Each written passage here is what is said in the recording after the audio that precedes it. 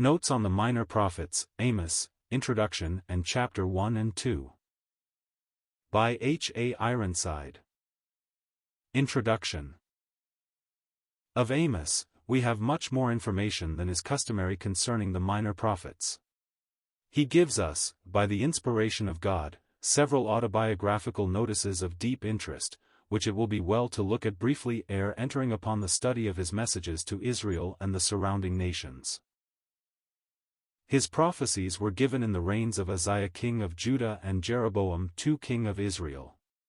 He describes himself as a herdman of Tekoa, a town in the hill country of Judea, about 12 miles from Jerusalem, of which mention is frequently made in Scripture. Thence came the wise woman sent by Joab to persuade David to permit his murderer son to return to his patrimony, in plain violation of all law, both human and divine. 2 Samuel 14 verse 2. There too, Ira the son of Ikesh, one of David's mighty men, was born, 2 Samuel 23 verse 26. It is noticed on numbers of other occasions, and even after the return from Babylon, the zeal of the men of Tekoa is spoken of, though their nobles are reproved in connection with the building of the wall of Jerusalem, Nehemiah 3 verses 5 and 27. A desert town, surrounded by large solitudes, it was a suitable place for men of pastoral occupation, and there Amos pursued his humble calling till separated by the Lord to the prophetic office. He tells us that he was neither born into the goodly company of the prophets, nor did he choose that calling for himself. But when he was a herdman and a gatherer of sycamore fruit, that is, the fruit of the wild fig, the Lord said unto him, Go, prophesy unto my people Israel. Chapter 7 14-15. This was enough for Amos. He was not disobedient to the voice from heaven, but, leaving behind the pastures of the wilderness, and turning his back on the place of his birth, we soon find him declaring the word of the Lord away up in the capital of the northern kingdom, greatly to the disgust and arousing the indignation of Jeroboam and his false priest Amaziah. When ordered to flee to his own land and do his prophesying there, he boldly gives his divine credentials, and delivers a message more searching than ever. Of the duration of his ministry, or the time or circumstances of his death, we have no record. But what has been vouchsafed to us is fraught with most important lessons. It is ever God's way to prepare his servants in secret for the work they are afterwards to accomplish in public. Moses at the backside of the desert, Gideon on the threshing floor, David with his few sheep out upon the hillside, Daniel refusing to be defiled with the king's meat, John the Baptist in the desert, Peter in his fishing boat, Paul in Arabia, and Amos following the flock and herding the cattle in the wilderness of Tekoa, all alike attest this fact. It is important to observe that only he who has thus learned of God in the school of obscurity is likely to shine in the blaze of publicity. Amos had no thought of becoming, or being recognized, as a prophet, as men today select the ministry as a profession. He would doubtless have been quite content to pursue his humble avocation as a small farmer, or possibly a mere farmer's hand or assistant, to the end of his life, if such had been the mind of God for him. But as he followed the flock, his soul was communing with Jehovah. As he gathered the wild figs of the wilderness, his heart was meditating on the great issues of the soul's relationship to God and the importance of walking in his ways. As he tended the herds he was learning wondrous lessons of a faithful Creator's love and care. And so, when for him the fullness of time was come, the Lord, so to speak, kindled the already prepared fuel into a flame, and the humble herdman became a mighty, spirit-energized prophet of God, not only to his own people, but to all Israel and the nations around. We read of no unbelieving hesitation, no parleying with God, no bargaining or questioning as to temporal support, even as before there was no fleshly impatience or desire to be at the front attracting notice as a prophet or speaker. Throughout it is the record of a simple, humble man of God, who can wait or run as his Lord sees fit. In all this how much there is for our souls today.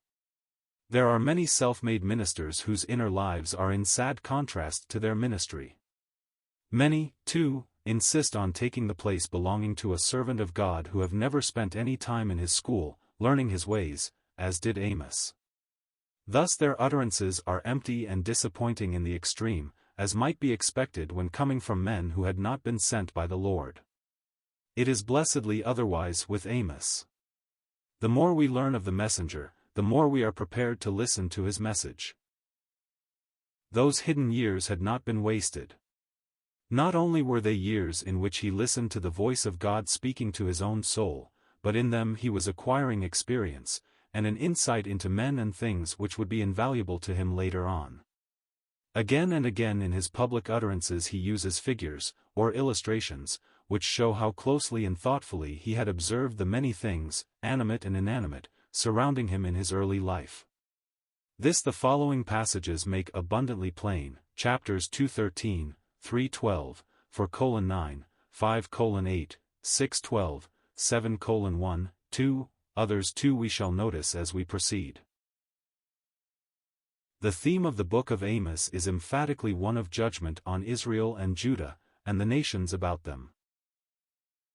In the first 2 chapters we have 8 separate burdens, addressed respectively to Damascus, Gaza, Tyrus, Edom, Ammon, Moab, Judah, and Israel. The second part of the prophecy includes chaps 3-6, giving the word of the Lord to Israel, that is, the 10-tribed kingdom of the north.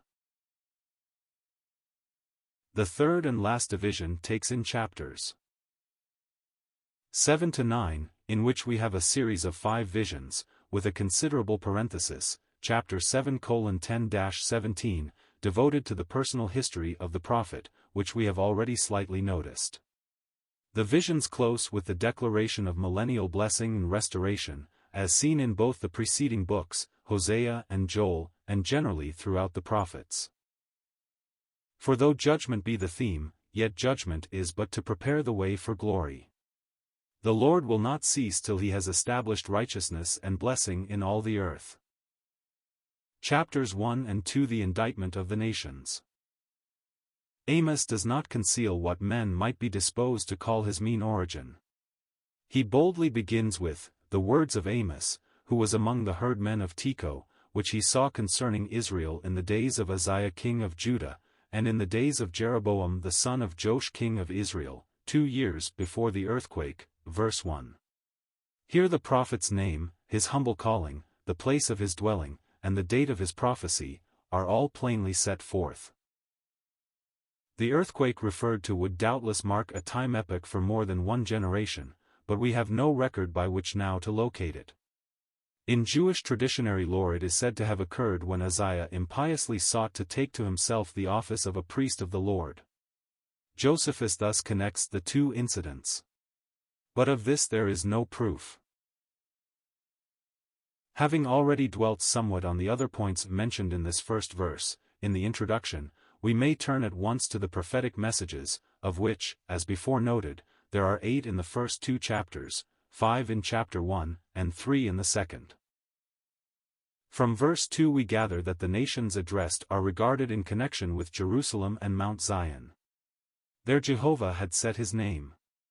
Thence he would roar in his indignation and utter his voice in judgment, so that the pastures of the shepherds should mourn and the top of Carmel wither. Notice that each separate prediction begins with the same solemn formula, save for the change of the name, for 3 transgressions of Damascus, and for 4, I will not turn away, the punishment thereof, because. This the Jewish expositors generally understand to have the force of, 3 transgressions have I forgiven them, but the 4th I will visit in judgment. It at least implies that, in his long suffering, God had waited again and again, looking for some evidence of repentance ere finally dealing in wrath, but there was none. In 3 transgressions they had filled up the cup of their wickedness. In the 4th it had overflowed, and declared that all further testing was useless.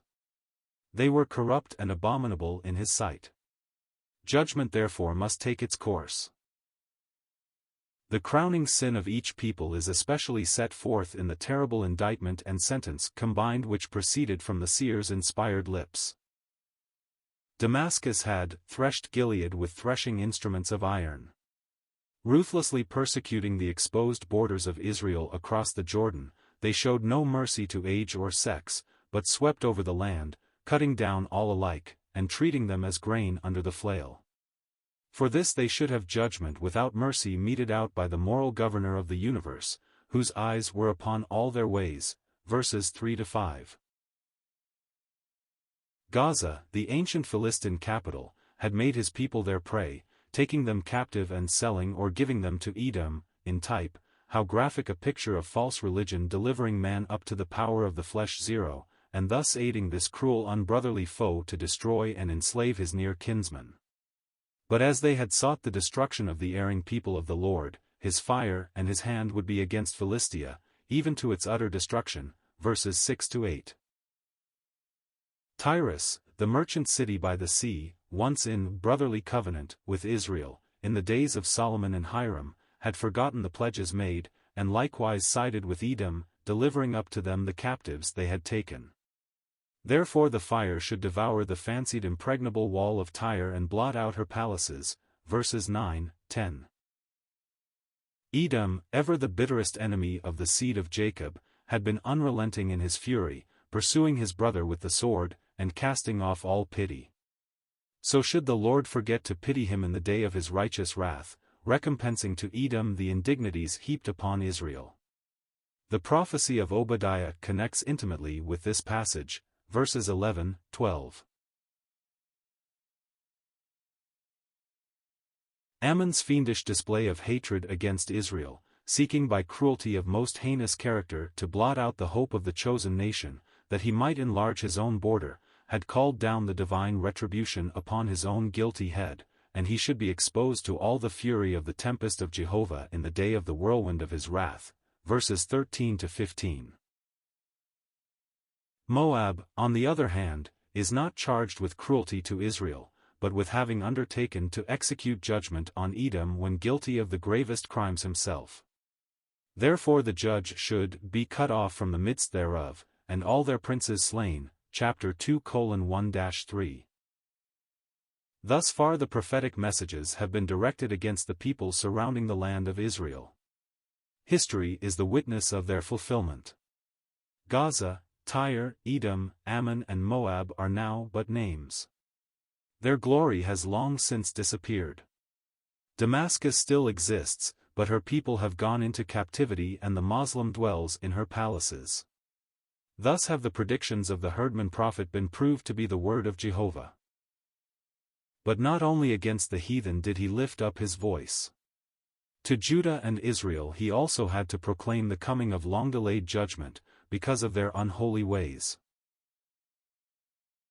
Judah, privileged above all others, had despised the law of the Lord, and refused obedience to his commandments. The lies of their false teachers had caused them to err, the prophets whom they preferred to the heaven-sent messengers of the God of their fathers. Alas, the fathers had turned away from their rock, and the children had walked in their ways. Because of this, Jerusalem's palaces, like those of the nations, must be burned with fire, and the place where Jehovah had set his name be given up to his enemies. Verses 4-5. The indictment of Israel is the lengthiest of all. The proud northern kingdom is charged with covetousness, licentiousness, idolatry, and yet with utter unconcern as to the mischief wrought. They sold the righteous for silver, and the needy for a pair of shoes. The most commonplace article of commerce was of more value in their covetous eyes than the cause of the poor. Living in the practice of uncleanness of the vilest description, they yet called themselves by the holy name of the Lord, thus profaning it in the sight of the heathen. Idolatry inflamed them, and they drank the wine of the condemned in the house of their God, laying themselves down upon the pledged garments of the needy by every altar.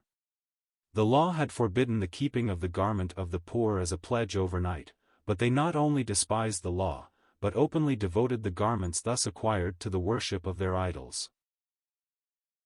The judges also, contrary to all law, used the fines of those they condemned for the purchase of wine for their idolatrous festivals. This was the wine of the condemned. Thus was the Holy One of Israel dishonored by those who boasted in his name. Yet had he, as he touchingly reminds them, cast out the Amorite before them, having brought them up from the land of Egypt and led them 40 years through the wilderness. He had raised up prophets among their sons, and Nazarites, devoted to himself, among their young men. But they led astray the separated ones by wine, and refused to listen to the warnings of the prophets. It is a sad and pitiful picture, but how often has it been duplicated since? They to whom the greatest privileges appertain are often the greatest offenders. At last their iniquities had come to the full. The last sheaf had been cast upon the cart, and the mercy of the Lord had come to an end. Therefore none should stand, in that day, the day of the Lord's anger, verses 6-16. How solemn the charges here recorded! Searching too are these words of old. Oh, that we who today are called by the name of the Lord may consider them well.